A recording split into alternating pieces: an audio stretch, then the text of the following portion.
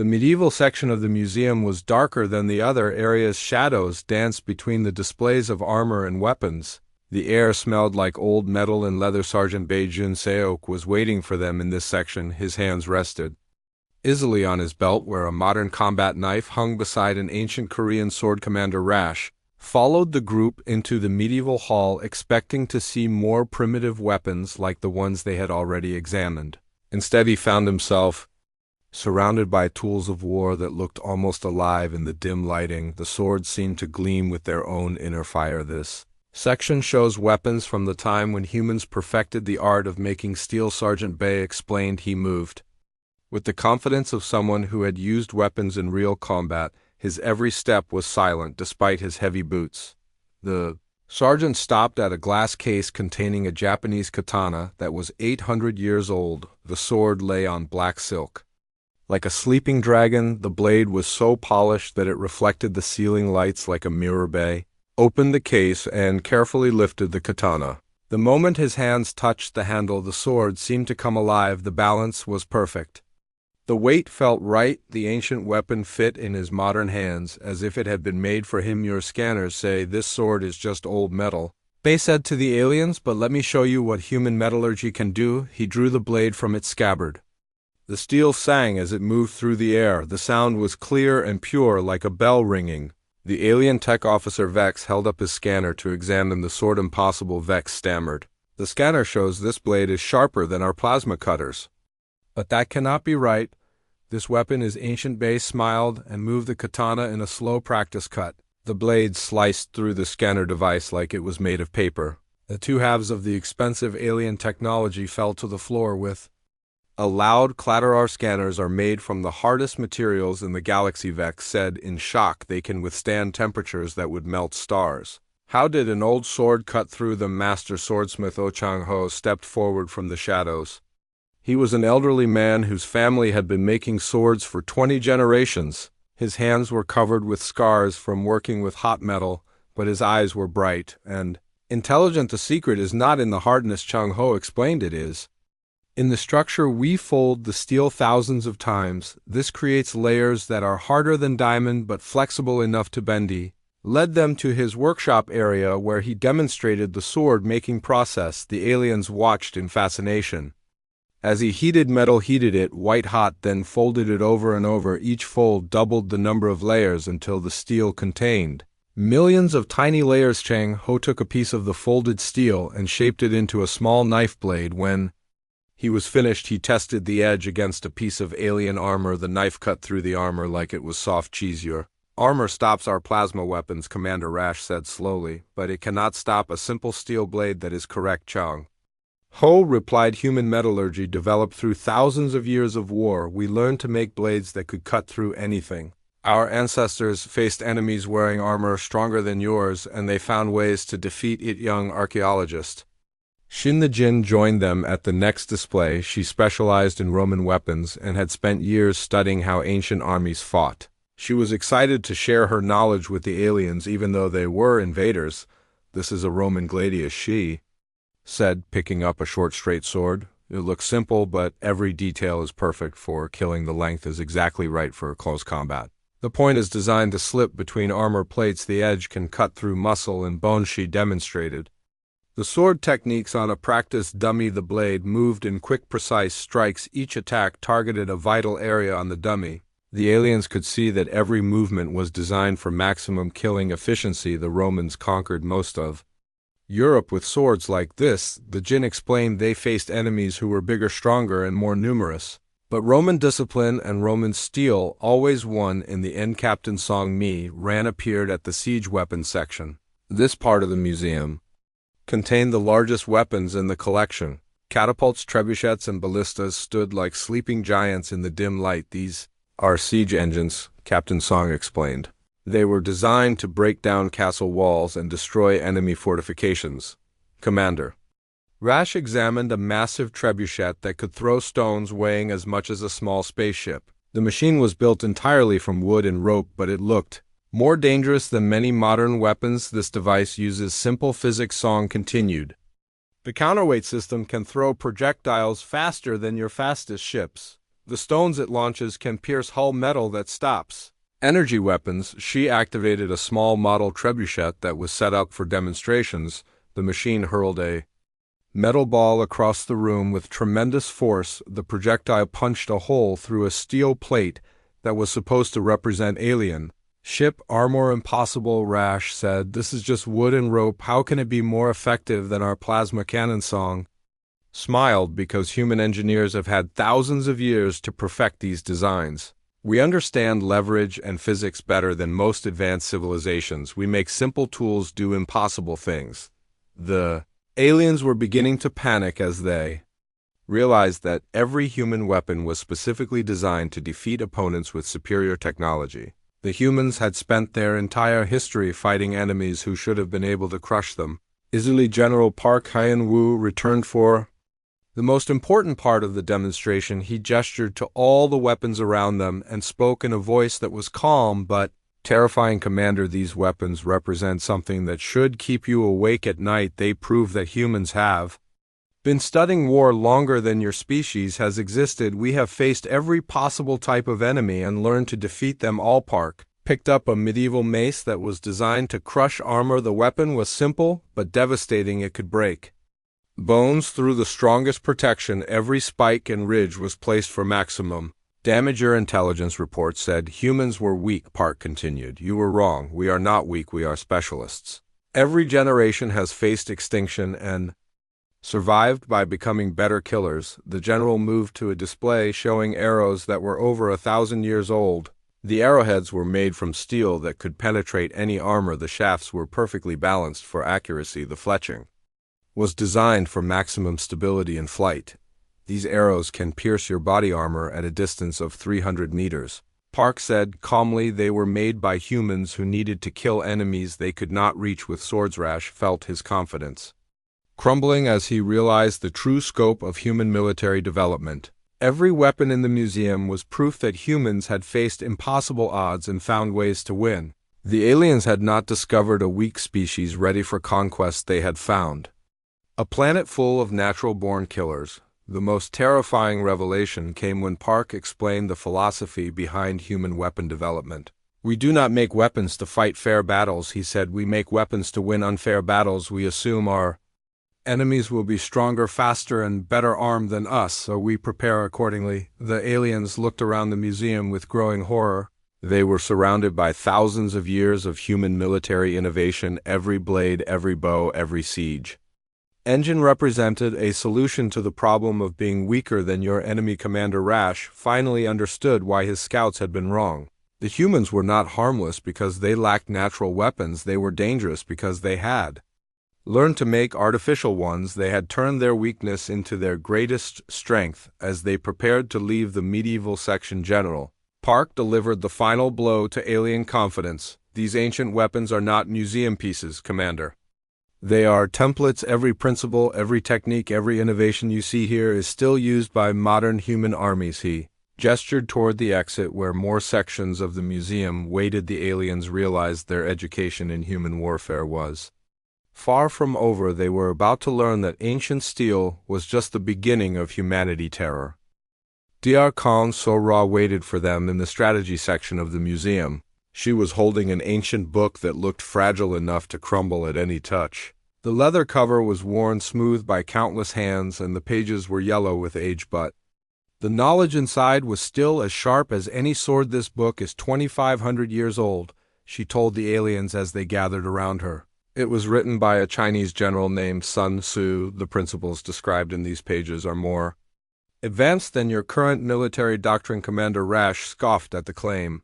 How can an ancient book contain better strategy than our modern war computers? We have conquered dozens of planets using the most advanced tactical systems in the galaxy. Dr. Kong opened the book carefully and read from the first page. All warfare is based on deception. When you are able to appear unable. When you are near, make the enemy believe you are far away. When you are far away, make him believe you are near. The alien commander felt uncomfortable as he listened to the ancient words. These ideas were not part of Nixari military thinking. His people believed in direct confrontation using superior firepower to overwhelm their enemies. The concept of Deception seemed cowardly. Sun Tzu understood something that most species never learn. Dr. Kong continued, the greatest victory is winning without fighting. The second greatest victory is winning quickly. The worst victory is winning slowly after heavy losses. Lieutenant Kim Jun-ho stepped forward carrying a tablet computer that showed famous battles from human history. His specialty was tactical analysis, and he had studied every major conflict in recorded history. Let me show you how these ancient principles still work, Kim said, activating a holographic display. The first image showed Hannibal crossing the Alps with elephants over 2,000 years ago. The Romans had better weapons, better armor, and more soldiers, Kim explained, but Hannibal understood that the strongest army means nothing if it is in the wrong place at the wrong time. The hologram showed how Hannibal led his army through mountains that everyone said were impossible to cross. He appeared behind Roman lines when they least expected it. His inferior force destroyed armies twice his size because he fought them where they were weakest. This is impossible, Rash protested. Our intelligence says humans always fight with brute force. You use overwhelming firepower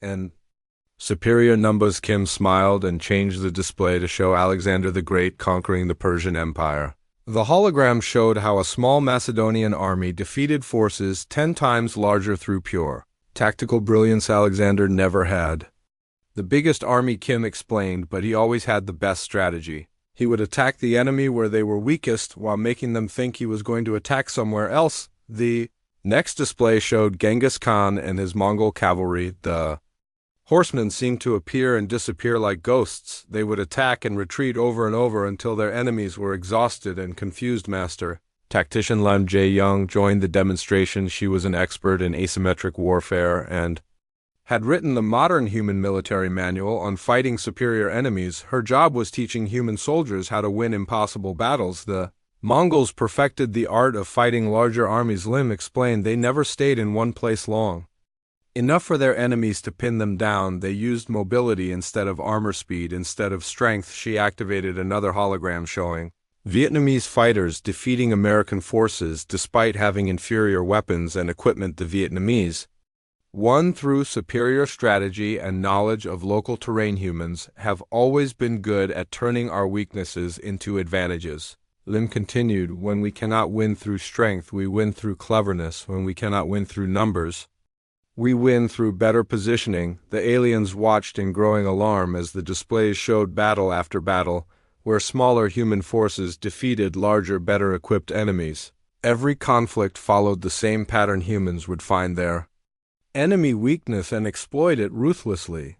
The most disturbing part came when historian Yang Tae-ho revealed the truth about human military philosophy. He was an old man who had studied war for 60 years. His voice was quiet, but his words carried the weight of absolute certainty. Humans have never fought a war we could not eventually win, Yang said slowly. Even when we lose battles, we learn from them. We adapt our tactics, we change our strategies, we come back stronger. He showed them records of conflicts where humans had been defeated initially but came back to win the war years later, sometimes decades later, but they always came back. The humans never accepted permanent defeat. The American Civil War lasted 4 years, Young explained.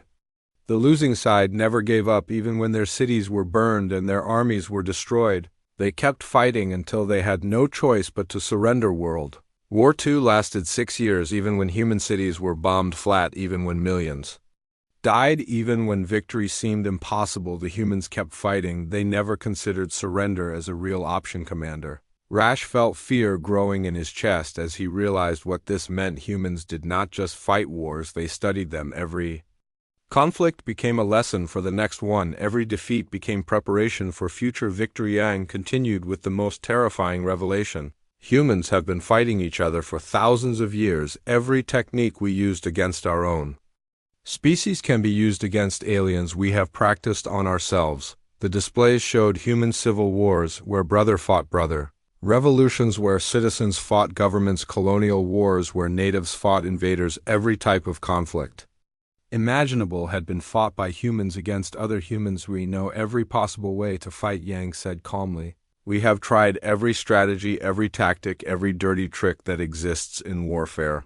We have fought in every environment against every type of enemy. Dr. Kong returned to her ancient book. and read a passage, know yourself and know your enemy. In 100 battles you will never be defeated. Know yourself, but not your enemy, and you will win some and lose some. No, neither yourself nor your enemy, and you will lose every battle. The aliens realized with growing horror that they had violated this basic principle. They knew almost nothing about humans, while the humans had been studying them since their arrival. The intelligence advantage was completely reversed. Lieutenant Kim activated one final display, showing modern human special forces in action. The soldiers moved like ghosts through impossible terrain. They appeared where enemies least expected them. They used the environment as a weapon. These soldiers are trained using techniques that are thousands of years old. Kim explained every movement, every tactic, every principle comes from our military history. They are the end result of millions of years of evolutionary warfare. The aliens watched as human soldiers demonstrated skills that seemed impossible. Small teams of humans accomplished missions that would require entire alien armies. They moved through enemy territory like they owned it. Master Lim explained the final lesson that broke the alien confidence. Humans do not fight wars to test our strength, she said. We fight wars to eliminate threats. When we decide something must die, we do not stop until it is dead. Commander Rash finally understood why every galactic empire eventually learned to avoid human space. It was not because humans were strong, it was because they were unpredictable. They fought in ways that made no sense to other species. The ancient book in Dr. Kong hands contained wisdom that was older than alien civilization. The strategies described by Sun Tzu were still being used by modern human armies. The principles had not changed because they were based on eternal truths about conflict. Yang delivered the final blow to alien confidence. Every human soldier carries the genetic memory of ancestors who survived by being better killers than everything else on their planet. We are not just warriors, Commander, we are the ultimate predators. The aliens looked around the strategy section with new understanding. They were not facing a primitive species with old weapons. They were facing the end result of millions of years of military evolution. Every human was a descendant of warriors who had never been permanently defeated. As they prepared to leave this section, Commander Rash realized that his invasion plan was doomed. The humans had not just been preparing for 72 hours, they had been preparing for their entire evolutionary history. The museum still had more sections to show them, but the alien commander already knew that every display would reveal new horrors. Every weapon, every strategy, every innovation would prove the same terrifying truth. Humans were not the galaxy's weakest species, they were potentially the most dangerous. Commander Rash arrived at the museum 3 hours later. His personal shuttle landed on the roof with a loud thud that shook the entire building. He stepped out wearing his finest battle armor, which was covered in the symbols of his many victories. The armor was black and silver and could stop any known weapon in the galaxy. Colonel Choi Sang-min was waiting for him at the entrance. Choi was a tall man with steady hands and calm eyes. He had fought in 7 different wars and never lost a single battle. His uniform was simple but clean, and his boots were polished to a mirror shine. Welcome to Earth, Commander Choi said with a slight bow. This is our National War Museum. Rash looked at the building and snorted with laughter. The museum was made of simple stone and glass. It looked tiny compared to his massive warship floating overhead. The alien commander could not understand why the humans wanted to show him this old building. Your museum looks very small, Rash said through his translator. I expected something more impressive from a species that claims to be warriors. Dr. Yoon-hae Rin appeared beside Choi. She was the museum director and had spent 30 years collecting and studying human weapons. She was a small woman with kind eyes, but there was something dangerous in the way she moved. Her hands were quick and precise, like someone who knew how to use the weapons she protected. Size does not matter, Commander, she said with a smile. The most dangerous things often come in small packages. Hae Rin led them through the main entrance into the first hall. The walls were covered with the oldest weapons in human history. Stone axes that were older than alien civilization, bronze swords that had conquered empires, iron spears that had stopped charging cavalry. Each weapon was perfectly preserved and still sharp enough to kill. This is where human warfare began, Hae Rin explained. She stopped in front of a display case containing a simple stone axe. The rock had been shaped by human hands over 2 million years ago. The edge was still perfect after all those years. The alien commander picked up the axe and examined it closely. His four eyes studied every detail of the ancient weapon. The balance was perfect. The weight was exactly right for a human hand. The cutting edge was sharper than many modern tools. How did your ancestors make this? Rash asked. This stone is harder than our battle armor. Rin smiled again. Humans learned to shape stone before we learned to make fire. We spent thousands of years perfecting the art of making tools from rocks. We had to, because everything else on our planet was stronger than us. The group moved to the next display, which showed bronze weapons from ancient civilizations. There were swords from Egypt, spears from Greece, and axes from the Viking lands. Each weapon was beautiful and deadly. The bronze gleamed like gold under the museum lights. Engineer Nam Dongwu joined them at this display. He was a weapons expert who studied how old designs could be improved with modern technology. His job was to make sure human soldiers had the best tools possible for any situation. Bronze weapons are 4,000 years old, Nam explained, but they are still better than many modern designs. We studied how our ancestors made them and learned their secrets. Rash examined a bronze sword that was decorated with intricate patterns. The blade was straight and double-edged with a perfect point for stabbing. The handle fit perfectly in a human hand, and the balance was flawless. Your ancestors were skilled metalworkers, the alien admitted. But bronze is weak compared to our battle steel. Nam picked up the sword and tested its flexibility. The blade bent almost in half without breaking. When he released it, the sword snapped back to perfect straightness. The alien stepped back in surprise. This sword can bend without breaking, Nam said. That means it absorbs the force of a blow instead of shattering. Our ancestors learned that flexibility is often better than hardness. The tour continued through the Iron Age section, where the weapons became even more impressive. There were Roman gladius swords that had conquered half the world, Celtic long swords that could cut through armor, Japanese katanas that were folded thousands of times to create perfect steel. Professor Lee Kyung-suk met them in this section. She was an expert on military philosophy and strategy. Her specialty was understanding why humans fought the way they did. She had written books about the psychology of warfare. Welcome, Commander, she said. Professor Lee was older than the other guides, but her mind was still sharp and quick. Her eyes studied the alien with the same intensity that she used to study ancient battles. Why do humans make so many different weapons? Rash asked. Every other species uses one or two basic designs. You have hundreds of different types. Professor Lee walked to a display showing swords from around the world. Each one was different in size, shape, and design, but all of them were perfectly suited for their intended purpose. Humans adapt, she explained. We do not have one perfect environment like most species. We live in deserts and ice fields and mountains and swamps and forests and grasslands. Each environment requires different tools, different weapons, different strategies. The alien commander was beginning to feel uncomfortable. The weapons around him were not just tools, they were solutions to problems. Each blade had been designed to kill something specific, something stronger than the humans who made it. Look at this Roman gladius, Professor Lee said, picking up a short sword. It was designed for close combat in tight formations. The blade is perfect for stabbing between armor plates. The Romans used these swords to conquer most of Europe. She moved to another display. This is a Japanese katana.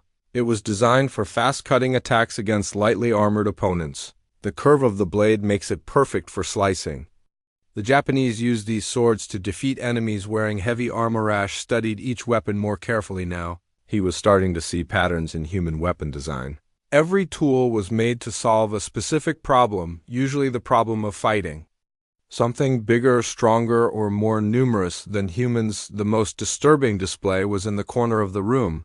It showed weapons that humans had captured from their enemies. There were claws taken from defeated predators, fangs removed from dead monsters, horns cut from fallen beasts. Each trophy represented a victory over something that should have been impossible to defeat. Humans do not just make weapons, Professor Leah said quietly. We also take them from our enemies. When we kill something, we study it, we learn from it, we improve because of it. The alien commander felt a chill run through his body. He was looking at proof that humans had been fighting and winning against superior opponents for their entire history. Every weapon in the museum was evidence that humans refused to accept defeat, even when facing impossible odds. General Park Hyun-woo appeared at the end of the tour. He was the highest-ranking military officer in South Korea. His presence made all the other humans stand straighter. His uniform was covered with medals from battles fought around the world. Commander Rash, he said with a formal salute. I hope you have learned something important today.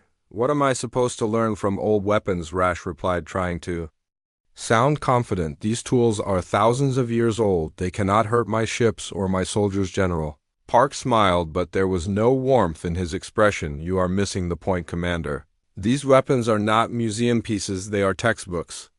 Every blade, every spear, every axe teaches us something about warfare. He gestured to the weapons around them. Our ancestors faced the same problems we face today. How do you defeat an enemy that is bigger than you? How do you win when you are outnumbered? How do you survive when everything wants to kill you? The alien commander looked around the museum with new eyes. He was no longer seeing old weapons. He was seeing a curriculum, a course of study that had lasted for millions of years. Each generation of humans had learned from the previous generation and improved on their methods. These weapons represent something that should terrify you. General Park continued, they prove that humans have never faced an enemy we could not eventually defeat. We have never fought a war we could not win. We adapt, we learn, and we overcome. Rash felt fear creeping into his mind for the first time. The humans were not showing him their weakness, they were showing him their strength. They were proving that they had been preparing for this moment for their entire evolutionary history. The tour was not over, but the alien commander already knew he had made a terrible mistake. The humans were not the weakest species in the galaxy, they were potentially the most dangerous because they had spent millions of years learning how to be killers.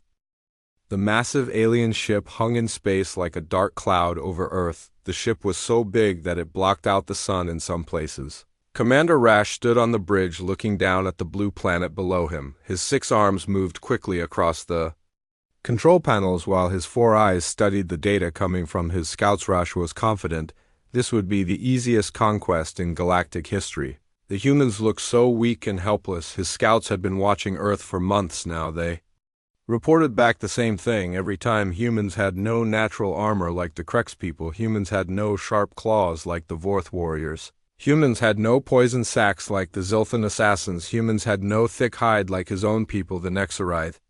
Alien commander laughed as he read the reports again. Human weapons were pathetic. They used simple metal projectiles fired from crude tubes. They drove around in metal boxes that moved slowly on wheels. Their flying machines were clumsy and loud. Nothing about humans seemed dangerous at all on Earth. Captain Lee? Min Ho received the alien message in the Seoul Defense Center. The communication came through every radio, television, and computer on the planet at the same time. The alien voice was cold and mechanical as it spoke through the translators. We are the Nexari Empire. You will surrender your planet to us within 72 hours. If you resist, we will destroy your cities one by one. You have no weapons that can harm us. You have no defenses that can stop us. Submit now, and some of you may live to serve us. Captain Lee turned off the communication and looked around the room. Other military officers stared at their screens with worried faces. Some looked scared, others looked angry. But Lee noticed something different in the eyes of the older officers. They looked almost calm. Dr. Park, so young, entered the room carrying an old leather book. She was a small woman with gray hair, but her eyes were sharp and intelligent. She had spent her whole life studying human military history. The other officers respected her knowledge, even though she had never fired a gun in combat. So young, the aliens think we are weak, Lee said. What do you think about their ultimatum? Park smiled and opened her old book. The pages were yellow with age and covered with pictures of ancient battles. She had read this book 1,000 times, but it still taught her new things about human warfare. Min Ho, she said, every enemy in human history has made the same mistake. They look at us and see soft skin, weak muscles, and small teeth. They think we are easy prey. They never learn until it is too late. What do you mean?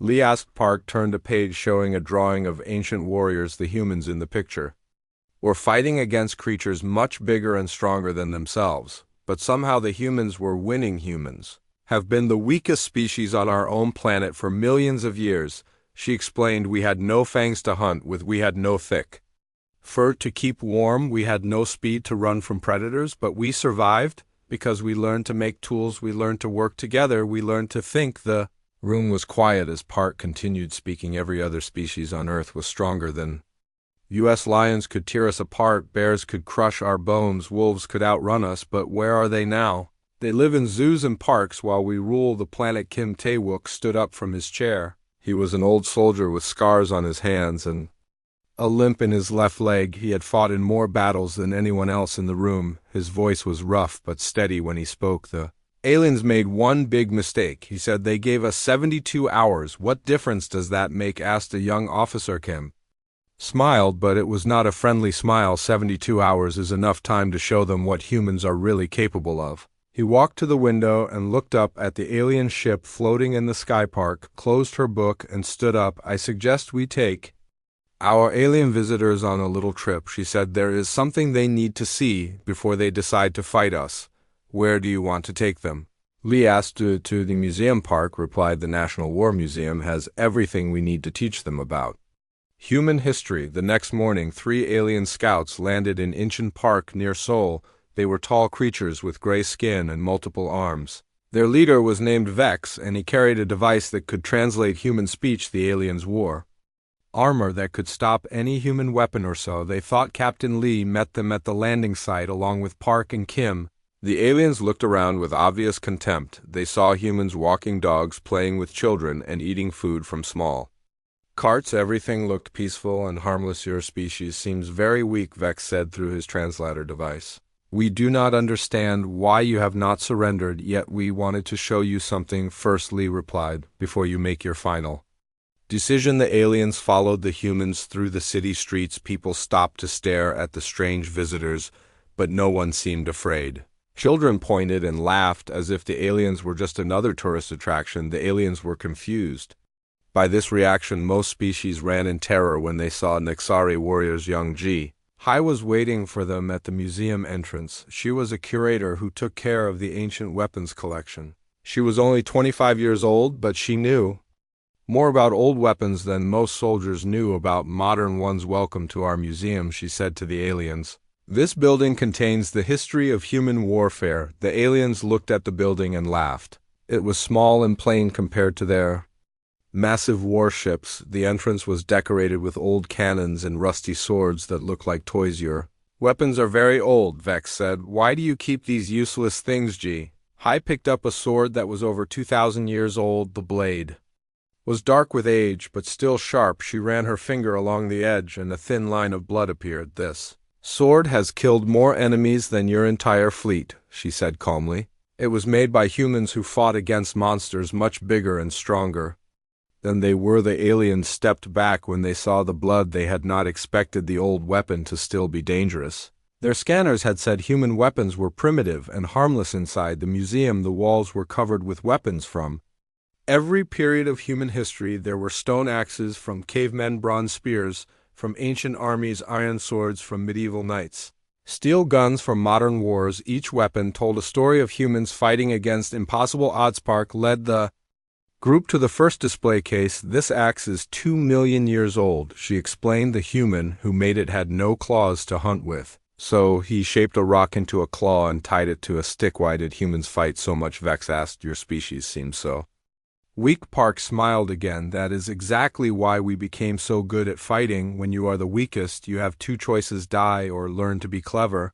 We chose to be clever. The aliens walked through the museum in growing silence. Each display showed them something new about human warfare. They saw weapons designed to kill creatures much stronger than humans. They saw armor made to protect against claws and fangs they did not have. They saw siege engines built to break walls stronger than alien metal. Kim stopped at a display showing modern special forces equipment. He picked up a combat knife and tested its balance in his hands. This knife is based on designs that are thousands of years old, he said, but it can still kill any enemy we face. The aliens were beginning to understand something that scared them. Human weapons were not just tools. They were the result of millions of years of evolutionary pressure. Every blade, every spear, every gun existed because somewhere in history a human had faced something stronger and refused to die. Quietly, as they reached the end of the first section of the museum, Park turned to face the aliens. You wanted to know why we have not surrendered, she said. Now you are beginning to understand. We have been preparing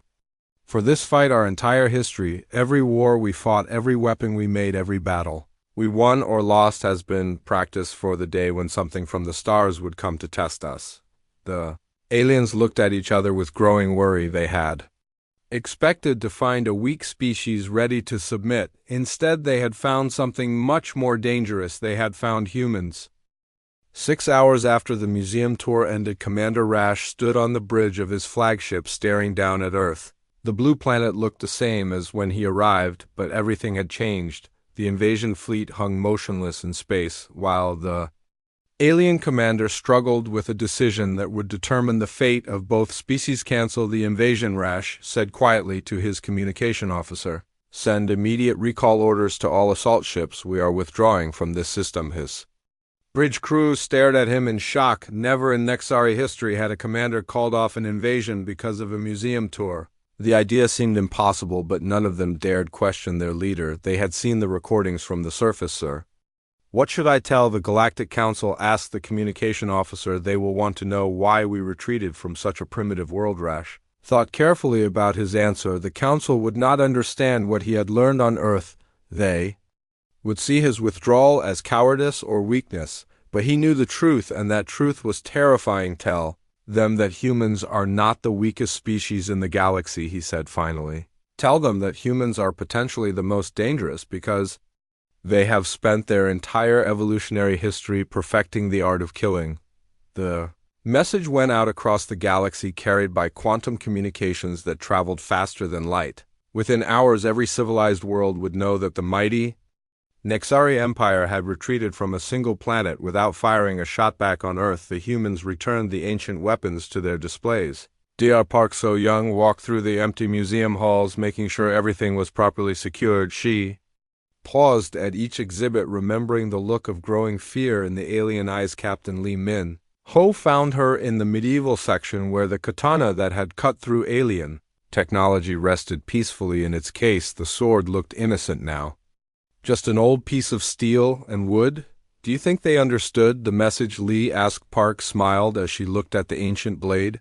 They understood perfectly, she replied. The aliens did not retreat because they feared our old weapons. They retreated because they finally realized what kind of species could create them. The next morning, alien children across the galaxy woke up to new bedtime stories their parents told them about the humans, the species that had turned weakness into strength and made war into an art form. The stories were meant to teach caution and respect. On the planet Nexar commander Rash faced a council of war leaders who could not understand his decision to retreat. They demanded explanations for why he had abandoned a conquest that should have been simple. The humans showed me their museum, Rash told the council. Every weapon in that building was designed to kill something stronger than the creature that made it. They have been preparing for war since before they developed language. The council members scoffed at his explanation. How could a museum convince a warrior like Rash to abandon an invasion? They had seen the intelligence reports. Humans had no natural weapons, no armor, no obvious threats. You do not understand, Rash said with growing frustration. Humans are not dangerous because of what they are dangerous because of what they became. They evolved on a planet where everything wanted to kill them. He activated a holographic display showing Earth wildlife: lions that could tear humans apart, bears that could crush human bones, wolves that hunted in packs, snakes with deadly poison, sharks in the water, eagles in the sky. Every creature on their planet is stronger than they are, Rash explained, but humans survived by becoming smarter, more adaptable, more willing to fight. They turned their entire world into a training ground for war. The council still did not understand, so Rash showed them recordings from the museum tour. They watched as ancient human weapons cut through modern alien technology. They saw how medieval siege engines could destroy starship hulls. These weapons prove that humans have been solving the same military problems for millions of years, Rash said. Every blade, every spear, every siege engine exists because a human faced something stronger and refused to die quietly. Young student Moon Jik sat in his classroom listening to the modern warfare section of the museum. Felt different from the ancient halls. The lights were brighter and the weapons looked familiar to the aliens, but there was something unsettling about seeing how old principles had evolved into contemporary Tools of War Colonel An Seung-min met them at the entrance to this section. He was wearing full combat gear, and his face was painted with camouflage. His movements were precise and controlled like a machine built for killing. His eyes never stopped scanning for threats even in the peaceful museum. Welcome to the present day, Colonel An said. His voice was calm, but there was an edge to it that made the aliens nervous. This section shows how ancient warfare principles became modern military doctrine. The first display showed medieval siege tactics alongside modern urban warfare techniques. The similarities were obvious, but terrifying. Catapults had become artillery. Scaling ladders had become helicopter insertions. Battering rams had become tank formations. Everything you saw in the ancient sections is still used today, and explained we did not abandon old tactics, we improved them. The fundamental principles of human warfare never change, only the tools get better. Dru Yunji joined them at a display showing historical battles where vastly outnumbered forces achieved victory. She was a military analyst who specialized in studying impossible victories. Her job was understanding how humans won when they should have lost. Look at this battle, she said, pointing to a holographic recreation, the Battle of Thermopylae, where 300 Spartans held off an army of hundreds of thousands. The Spartans knew they would die, but they chose where and how they would fight. The hologram showed how the small Greek force used terrain to their advantage. They forced the massive Persian army to attack through a narrow pass where numbers meant nothing. Only a few enemies could fight at a time. Now look at this. Ru changed the display to show a modern battle where a small human garrison held off an alien invasion force. The tactics were identical. Force the enemy to fight where their advantages become disadvantages. The aliens were disturbed to see their own forces being defeated in the simulation. Human defenders used the same principles as ancient warriors. They chose the battlefield. They controlled the engagement. They turned enemy strength into weakness. Captain Hang Seok-jin appeared beside them wearing the uniform of human special forces. His presence was intimidating despite his average size. There was something predatory about the way he moved. His hands rested casually on weapons that could kill silently from incredible distances. Let me show you what individual human soldiers can accomplish, Hung said quietly. He led them to a training facility attached to the museum. The aliens watched as Hung demonstrated capabilities that seemed impossible for a single organism. He moved through an obstacle course like liquid shadow. He appeared and disappeared at will. He struck targets with weapons they never saw coming. This is what happens when you combine ancient warrior training with modern technology, Hung explained. Every movement, every technique, every principle I use comes from thousands of years of human military tradition. Commander Rash felt his confidence crumbling as he watched the demonstration. The human soldier was faster, stronger, and more deadly than an entire squad of Nexari warriors. Hong moved like he was dancing, but every step was calculated for maximum killing efficiency. The most terrifying part was when Han explained human endurance capabilities. Humans can fight for days without rest, he said calmly. We can march hundreds of kilometers, carrying full combat loads. We can operate in environments that would kill most other species. Hung activated a holographic display showing human soldiers fighting in conditions that seemed impossible. Arctic warfare where the cold would freeze alien blood, desert combat where the heat would cook alien flesh, mountain fighting where the thin air would suffocate alien lungs. Humans adapt to any environment, Hong continued. We do not just survive in hostile conditions, we use them as weapons against our enemies. Winter becomes our ally, heat becomes our shield, darkness becomes our cloak. The aliens realized with growing horror that humans had turned their entire planet into a training ground. Every climate, every terrain, every dangerous condition had been mastered by human warriors. They were facing an enemy that could fight anywhere. Dru returned with more disturbing evidence of human military capability. She showed them footage of human conflicts where the losing side refused to surrender, even when facing complete annihilation. Look at this battle, she said. The defenders knew they could not win, but they fought anyway. They made their enemies pay for every meter of ground. Every building became a fortress. Every street became a killing field. The hologram showed urban warfare where human defenders used their own cities as weapons. They turned civilian infrastructure into military assets. They made their enemies fight for every room in every building. This is what happens when humans Decide to resist, Rue explained. We do not surrender even when logic says we should.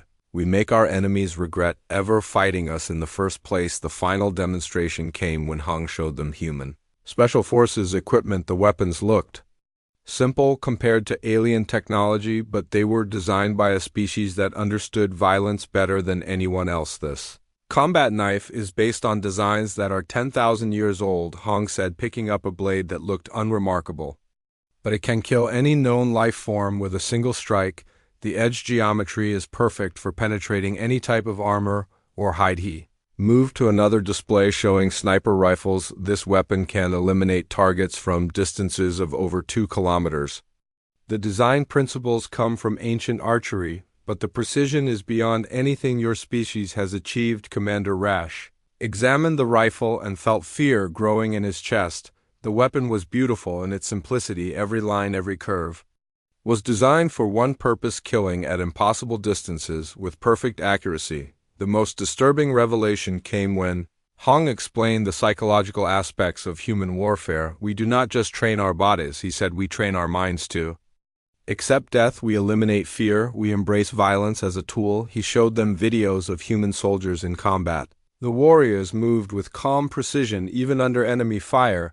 They made tactical decisions while bullets flew around them. They showed no hesitation when killing was necessary. Other species fight to live, Hong explained. Humans live to fight. When we enter combat, we have already accepted death. This makes us more dangerous than any natural predator. The aliens watched in horror as human soldiers demonstrated techniques that seemed impossible. They moved through enemy fire like it was rain. They eliminated targets with casual efficiency. They showed no emotion when taking lives.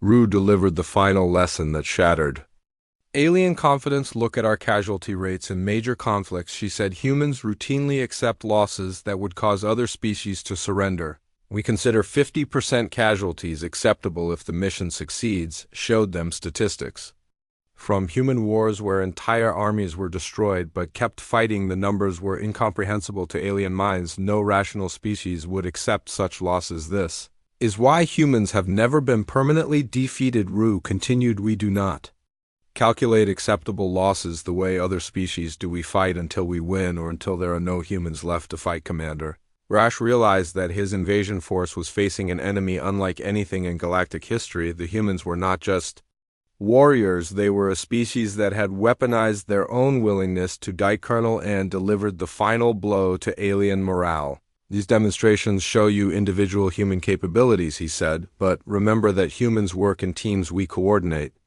our efforts, we multiply our effectiveness. He showed them footage of human military units working together like a single organism.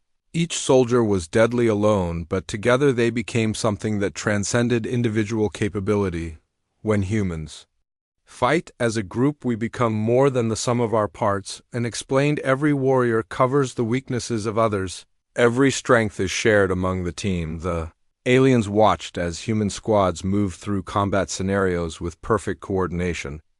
They communicated without words. They anticipated each other's movements. They fought like they shared a single mind. As they prepared to leave the modern warfare section, Commander Rash knew that his species had made a fatal error. The humans were not showing them weapons of war. They were showing them an entire civilization that had evolved for the sole purpose of winning conflicts. The museum tour was almost over, but the alien commander already understood the terrible truth. Humans were not the weakest species in the galaxy. They were the most dangerous because they had spent their entire evolutionary history learning to kill things stronger than themselves. As every section of the museum had revealed new horrors, every weapon, every strategy, every innovation proved the same terrifying fact: humans were not victims waiting to be conquered.